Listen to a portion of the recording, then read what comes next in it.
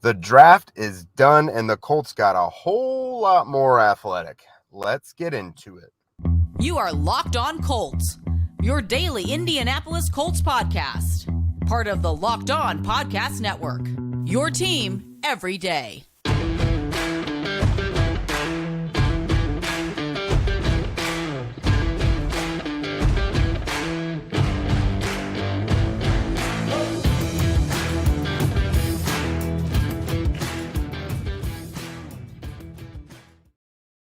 Yo, thanks for tuning in and making us your evening stop for post-draft Colts coverage. This is your daily podcast covering your Indianapolis Colts, part of the Locked On Podcast Network, your team every day. Today's episode is brought to you by Ultimate Football GM. If you've ever dreamed of becoming an NFL GM and having a wild day like these guys all did today and for the last couple days, then this game is definitely for you. To download it, just visit ultimate-gm.com or look it up on your app store. Our listeners get a 100% free boost to their franchise when using the promo Locked On in all caps in the game. I am Jake Arthur. He is Zach Hicks. You know the two of us from horseshoehuddle.com. I have been set up here at the Colts facility for the last few days. I have a chair growing out of my hind end, and I'm ready to go home and spend longer than like 2 hours at my house. Zach has been killing it with his coverage, his tweetage, his film rooms, which more of them are to come. You guys have really been eating up what we've got on here. Our YouTube has kind of been on fire these last few days, so we very much appreciate that from you guys. But yeah, today, pretty obvious.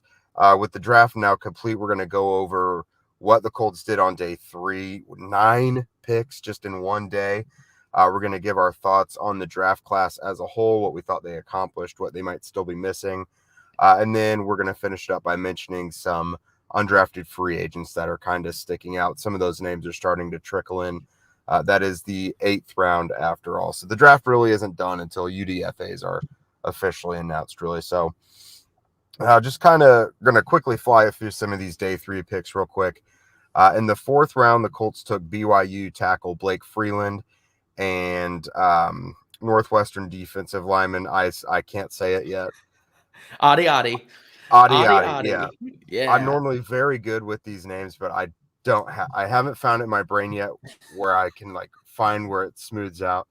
But yeah, very good player. Should have gone on day 2. 5th round, they had a bunch of picks. Cornerback Darius Rush, another day 2 pick. Safety Daniel Scott out of California. Tight end Will Mallory out of Miami. Running back Evan Hull out of Northwestern. In the 6th round, they got defensive end Titus Leo out of Wagner. And then 2 picks in the 7th round, cornerback Jalen Jones and offensive tackle Jake Witt. So, Zach, what stuck out to you about some of these guys today? Because they got some really good value. Yeah, I think the funniest thing about this draft today and just the overall draft in general is, we saw a lot of national guys being like, oh my gosh, the Colts are drafting so many athletic players. Like, this has to be one of the most athletic classes ever. This has kind of been the trend for the Colts the last 3 years. Like, ever since 2021, pretty much every player they've taken, I think outside of, I want to say Will Fries and Titus Leo today, every single one of them has been above that 9.0 threshold in RAS and RAS with that Kent Lee Platt does there on Twitter. All phenomenal athletes, historically great players in terms of how they move and stuff like that. And this draft class just kind of further embodied that. I mean, guys like Daniel Scott are elite athletes. Darius Rush, 4'3", huge cornerback. Adi, obviously from Northwestern, the 9.8 RAS. Like, these guys are phenomenal athletes. Blake Freeland, who we'll talk about in a second, I don't think is like the greatest pick overall at that spot. But this is a guy where you're betting on those elite traits as an offensive tackle and what you can develop him into being almost the exact same profile as Bernard Ryman last year, outside of having a little bit longer arms and being a little bit younger. But yeah, no, the biggest thing that stuck out today is just the emphasis on athletes. Just keep throwing dart shots at these elite athletes, and say only like 2 or 3 of them hit. That's fine. This is day 3. This is day 3 of the draft. You're just trying to hit on athletes and getting guys who can kind of contribute in some way to your roster. And statistically, the best guys who are going to do that are the elite athletes. So I love Mhm. it. Just keep taking those dart throws at elite athletes. And my God, I mean, they took so many elite athletes Yeah. today. Yeah, absolutely. So last year, their average RAS draft pick was like 9.61, Yeah. and this year it was 9.49. So unbelievable athleticism on that part. I made sure to let Kentley Platt know that today, the average, because they almost have to have guys RAS scores on the draft card. Like it's just insane. But no, I really love what they did, especially Ade and Darius Rush, getting them in the 4th and 5th rounds. Those are two guys who, if you heard their name called in round 2, you'd be like, yeah, that makes sense. They're going to play Ade at 3 tech, which is going to be a good play for him. There's not going to be too much pressure. He's obviously going to be behind DeForest Buckner there. I like that. 3 corners now who are like 6'2" and at least 195-ish. Like, that's great. They wanted to get lengthier and more athletic in the secondary, and they did it. And Yeah. then you had mentioned you really like Daniel Scott as well. Very athletic guy. I think it was Chris Ballard I asked after. I was like, this dude is super athletic, and what Brian Mason described that he wants in a core special teamer, he seems to check off every box. And he said, yeah, absolutely. We see that for him, but also we think he might be able to contribute on defense a little bit. Maybe not right away, but I don't think he's just going to be a special teamer. Yeah, for sure. And I'll touch on this real quick. Obviously Ade and Darius Rush are the two big names that they pulled today. Like those are two guys, like you said, consistently mocked in round 2, round 3 across every single big board and mock draft simulator. And the Colts were able to get them in rounds 4 and 5 respectively. Like that's a great haul. But for me, the 3 guys that really stand out to me and who I think can contribute right away, Daniel Scott, like you said, I think he is a guy who can be a phenomenal special teamer from day one, over 600 special team snaps in college. But also, this is a phenomenal athlete that covers a lot of ground at free safety. And I think they're in a good spot where if Ronnie Thomas goes down, they have him to step in there and be that deep safety. So I love his fit in Gus Bradley's defense. Evan Hull, the running back from Northwestern, this is a guy where, again, the Colts are missing that Nyheim Hines type role. And that's a huge role in the Shane Steichen offense. He had Kenneth Gainwell the last 2 years in Philadelphia being that pass catching running back. Evan Hull's going to be able to step in from day one, do a lot of things in the pass catching game. So I'm a really big fan of that. And then Jalen Jones from Texas A&M, to get him in round 7. Look, I know the 40 time is not great, but he only had 19 targets against him last year. Teams were terrified to throw the ball his way. 19 targets in over 200 snaps in coverage last year. That's like 1 in every 14 snaps he was targeted, only allowing 10 receptions for 94 yards on the season. This is a guy where teams did not want to target him whatsoever. They wanted no part of him on defense. And to get him in round 7, and again, this might be a player that you put on the practice squad or whatsoever, but like, this is a good coverage player that could develop into a starting corner. So I'm a big fan of this day 3. I love a lot of the picks here, but yeah, Daniel Scott, Evan Hull, Jalen Jones, like those are just 2 kind of afterthought names that I'm like, okay, I really like those guys as well. Yeah, they had some holes and they absolutely addressed them. We're going to discuss more of that here in a minute when we discuss what the Colts accomplished with this 12-man draft class. But first, a word from our friends over at Ultimate Football GM. Today's episode is brought to you by Ultimate Football GM. You guys have obviously heard us talk a bunch about this before over the last several months. It's been really fun to play. If you just want to play basically Madden franchise mode or something along those lines from your phone, I really can't recommend this enough. And especially if you still need a draft fix after all this, the game is going to do it for you. Locked On Colts listeners, you guys get a 100% free boost to your franchise when you use the promo code Locked On in all caps in the game store.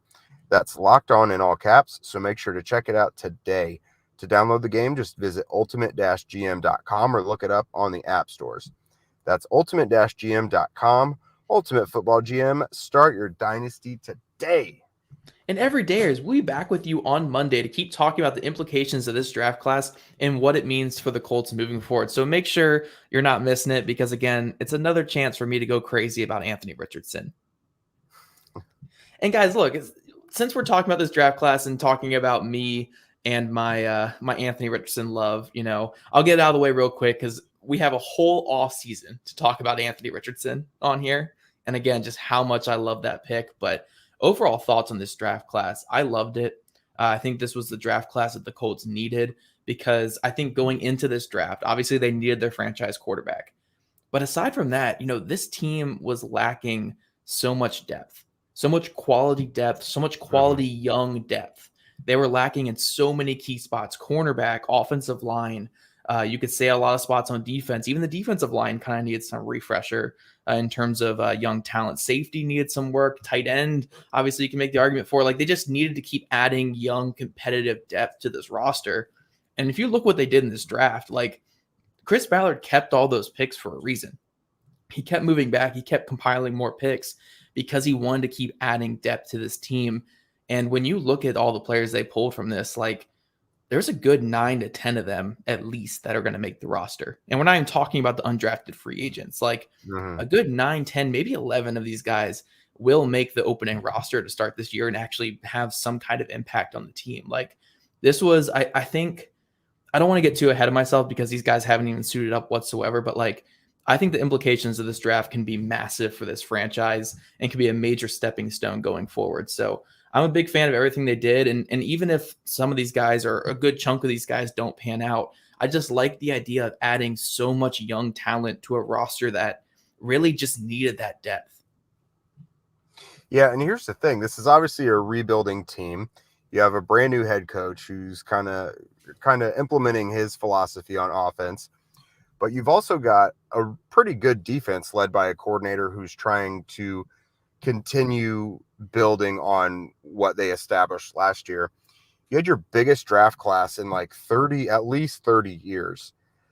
And that's awesome. That's a huge influx in talent and specifically guys with traits that you wanted. That's terrific news. That's something really good that they did. I don't think they addressed every need, but I like that they got 2 tackles.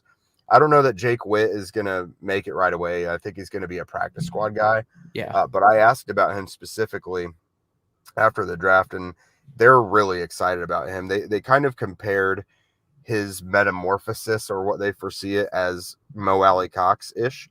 Yep. But for an offensive tackle, he's another super athletic guy who was once a tight end. He's had to bulk up. The dude has seen a unbelievable amount of transition in the last few years between sports, switching positions, transferring, doing this and that, having some stability and being in an NFL, program, I think is going to be really good for his development. They're really psyched to have Blake Freeman.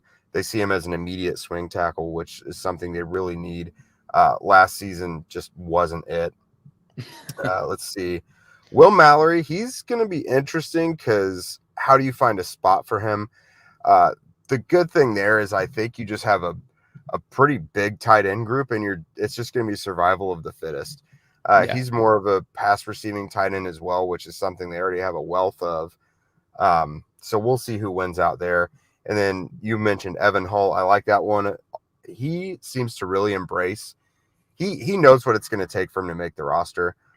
He wants to be a core special teamer. He wants to excel in pass protection. And he knows that it's Jonathan Taylor's show and that he can earn a role in that platoon, basically. So he's really excited to get going, and I think he could be really invaluable to them. One of those guys who's not going to make a Pro Bowl, not going to be winning awards, but like you think back to it and you're like, man, he's really valuable. I think he has that kind of potential for the offense.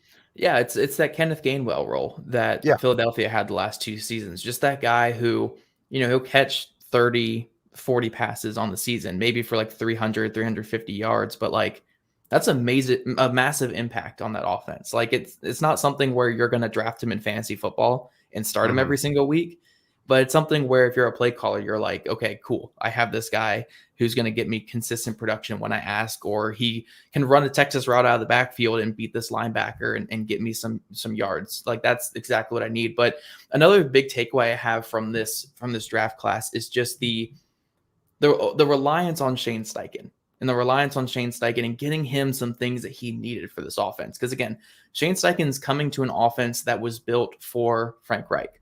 A lot of things in this offense, from the big receivers to the types of offensive linemen and such like that, a lot of this was built for Frank Reich. And Shane Steichen's a very, very different coach than Frank Reich. I'm like, obviously it's not drastically different. They do have a lot of overlap, but Shane Steichen wants certain things that Frank Reich certainly didn't. And you can tell with the wide receiver picks, where if this were a Frank Reich offense still, they would have done everything to get Jonathan Mingo there in round 2.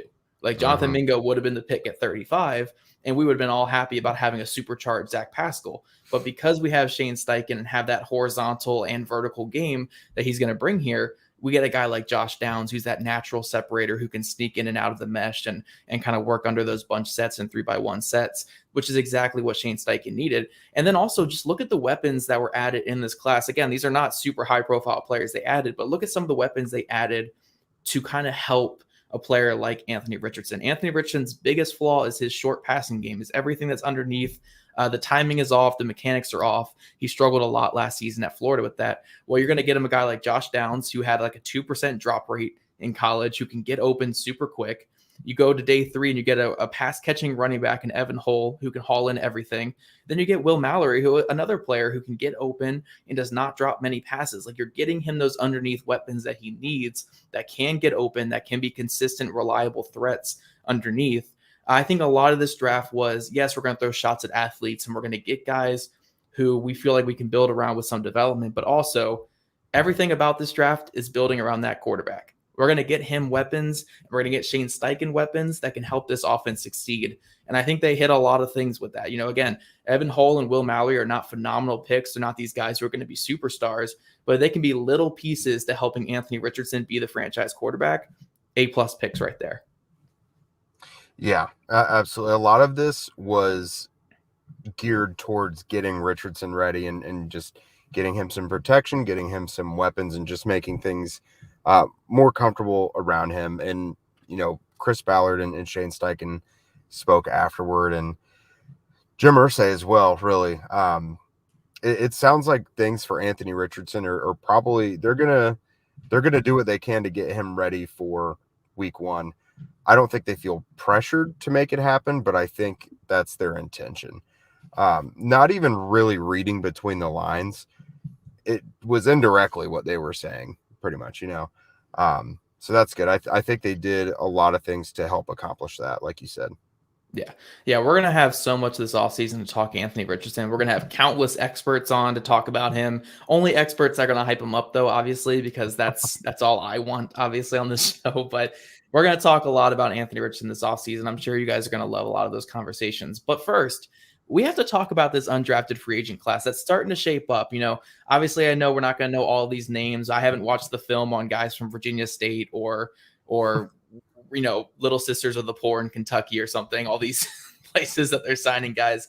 But this is an intriguing undrafted free agent class we're going to talk to in just a second. But first, if you're looking for a delicious snack but don't want all the sugar and calories, then you got to try the best tasting protein bar ever. That's Built. You've got to try this. If you're like me and you want to make healthier snack choices, but you don't want to compromise on taste, then I've got just the thing for you. It's Built Bars and Built Puffs. Built Bars are healthy and taste amazing. Seriously, they taste so amazing, you won't even think that they're good for you. You've got to try this.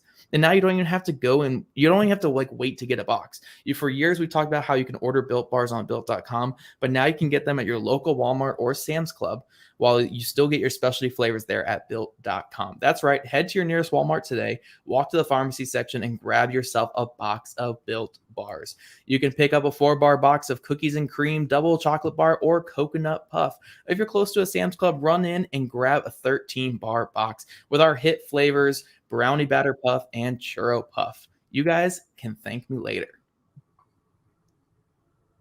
All right, Jake, so I'm not going to ask you to rattle off all these undrafted free agents because they're still rolling in as we're talking right now. So obviously it's hard for us to stay as updated and say every single one of them as they're happening. We did try to push this stream back a little bit just so we could let some of them filter in. But I think the biggest thing for me before we talk about the biggest name that the Colts signed is Houston linebacker Donovan. I think it's Mutin is how you say his name, or Mutton. That's what I was going to say. Yeah, Mutin. Mutin or Mutton is signing with the Colts on a deal that includes $100,000 guaranteed. Now, I believe this is the second or third biggest guaranteed deal the Colts have given to an undrafted free agent behind, I think, Ryan Vandermark last year and Devonta Price last year. I think Devonta Price was close as well to this. So obviously, again, those two players didn't make the roster last year. So this isn't indicative of, this guy's absolutely making the roster, but it means the Colts felt like they had to pay a lot to get this guy.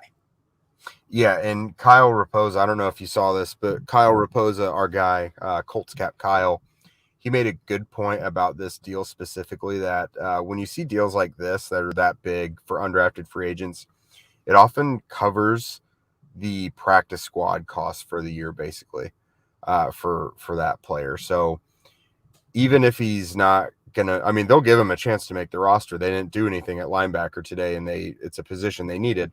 So he'll get a chance to make the roster, but at the very least, that kind of fronts him for the practice squad. So unless he just totally bombs this summer, he'll probably be on the practice squad next year. Yeah, which that's fine. If you get an undrafted free agent that even makes your practice squad and maybe gets up for a couple games, like, that's a win. We're talking undrafted free agents here. It's a win if they have the career of an Ashton Doolin or a George Odom, which have been all pro special teamers. Like, that's a massive win if you get that. But just getting them to be on practice squad and still be in the NFL after a couple years, that is huge. But the biggest signing, obviously, is the local kid, Emil Kior Jr., guard out of Alabama. That is obviously the biggest undrafted free agent signing. I think it was the first one announced by any big-time reporter, Tom Pelissero. Yeah, Tom Pelissero was on it right away. Obviously, he has that connection there in the Indy front office, but he was on that right away, and I love this signing right here. Like, I think in the Indy draft guide, we had him as I want to say I had him as a 5th-round pick, a guy where I was a little concerned with the size and the natural power, but he brings that mentality that you want. He looks like an NFL type of player, has some versatility on the interior. Like, I think Emil Kior has a really, really good chance of making this roster as an undrafted free agent. For sure. He was on the roster for the local pro day, but he wasn't here. I think he probably had a scheduling conflict with like a 30 visit or something that came up. Right. So didn't get to see him work out, but I am very intrigued by this. It's a little crazy that an undrafted free agent could potentially come in and earn your starting right guard spot. Right. I was curious to get your thoughts on that, based on the not explosive power and things like that. We've seen that be an issue with like Danny Pinter, for example, but I think Pinter's smaller, less built, I guess you would say. With Kior, do you think the warts in his game or the deficiencies can be covered up by him playing inside and being bookended by Ryan Kelly and Braden Smith in a way that it didn't work out for Pinter? So I will say this. I did write in the Indy draft guide because I actually did write up on the offensive lineman prospects. So again, every single prospect grade in there is not all written by me. I just did the offensive line guys. So please, it's not just the Zach Hicks draft guide. It's the Indy draft guide. But yeah, Kior is a guy where I'm pretty sure I wrote in there, I only see him as a center in the NFL. He's just a Danny Pinter type where he's a smaller, slimmer build who struggles with some power on the interior. And I'm a little nervous of putting that at guard.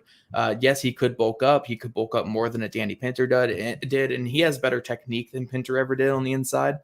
So he could find like better ways to kind of mitigate those weaknesses that he had on his college film. So I'm not saying that I'm not just going to like bury him here and say he can't play right guard, but I would be shocked if he could beat out someone like Will Fries in year one to be a starter. I think he could certainly win a roster spot and be a 6th or 7th, offensive lineman on this team. But yeah, I don't think he's going to beat out a guy like Will Fries to start. I'd envision the Colts either maybe try and Blake Freeland a little bit there this offseason just to see, if that's something he could handle. Maybe he could win that spot there. And then maybe, looking at the veteran free agent market, Dalton Reisner is out there. They could still sign a starting right guard in free agency. So I'm not saying Emil Kior can't win this starting job. I think there's just going to be better and other options for the Colts in free agency and also in-house. Freeland might be too dang big. He's like 6'8". I mean, He's a big guy. what was Matt Pryor last year playing at right guard? Did it Matt matter? Pryor was like, I'm not saying Matt Pryor was good. I'm just saying Right. I think Matt Pryor was 6'8", playing some right guard for the Colts. So Yeah. the size is a little interesting to put him inside, but you know Yeah. what? If they can move well, Blake Freeland can definitely move well. So I don't know. It'd No, be interesting there. I was just say for a key, or if he of course doesn't have to start, and you wouldn't expect that from an undrafted guy, but if he can earn a spot in that interior line depth rotation, that would be great because they need it. Wesley French, Dakota Shepley, and Danny Pinter are your main guys you're looking at right now, and a lot of you guys probably only know one of those names. So Yes. I will throw out one more name here, this undrafted free agent class. Like, yes, we're going to see a lot of guys where they are from really small schools, and you're probably like, I don't know who this guy is, and we'll have to wait for training camp. But one guy to keep an eye on is Sam Houston State wide receiver Cody Crest. This is a player where super, super fast, super athletic. I think he's like 6 foot, 193, ran a 4.36, jumped like 41 inches. Phenomenal athlete, can kind of do it all at the wide receiver position, play inside and out. I get very Ashton Dulin vibes from him, where as long as he commits to playing gunner, I think he can be a phenomenal gunner in the NFL. And I honestly, again, there's a lot of factors that go into this, but I think he has a good chance of making the roster at wide receiver 5 or 6. Like, I think he can be a guy who can step in, or wide receiver 6, I guess, behind Ashton Dulin. But I think he's a guy who can step in and have that immediate impact on special teams. So Cody Crest, Sam Houston State, I was really excited to see that signing there. I really think, again, this is a type of undrafted free agent that could make the roster. that's interesting. I'll have to keep an eye on that one. I think you tweeted about that one, if I'm not mistaken. Yeah, I did an article of 20 small schoolers to watch for the Indianapolis Colts a while back, and I mostly listed all the big name small schoolers like Cody Mauk and all them, but at the end I listed off a couple of names that I had heard the Colts kind of connected to. Cody Crest came in at number 20 on there. Liam Anderson out of Holy Cross, who signed with the Colts, came in at number 12 on there. And then Jake Witt, who the Colts took in round 7, I think I put at number like 15 or 16. So I got a couple of this. I knew they were going to get some small schoolers. I missed out on Titus Leo, so I had to make up for it by getting a couple of the other guys there. But yeah, I love small schoolers. I'm excited to see some of these guys compete in camp. But Cody Crest, that's the one I'm keeping an eye on because they don't make receivers that move like that. It's very rare to find players that can move like him and look so fluid and quick in it. So yeah, Cody Crest, that's a guy that I've been watching because Emory Hunt kind of turned me on to him. But yeah, it's a good player right there that the Colts have. Nice. Yeah, just a couple more parting shots for me, little info nuggets for you guys. Jake Witt, Chris Ballard said, I think they were intending to try and sign him as an undrafted guy, but they had the draft picks. They said, let's just go get him. He's worth taking the swing on. And then Mallory, Will Mallory, you guys will remember him. His grandfather is like the most successful football coach in IU history, Bill Mallory. Bill Mallory is his grandpa. And then his uncle, Kurt Mallory, is currently the head coach for Indiana State. So if you're thinking of the Mallory family and that rings a bell, it absolutely does. So Will Mallory comes from a very strong football family here in Indy.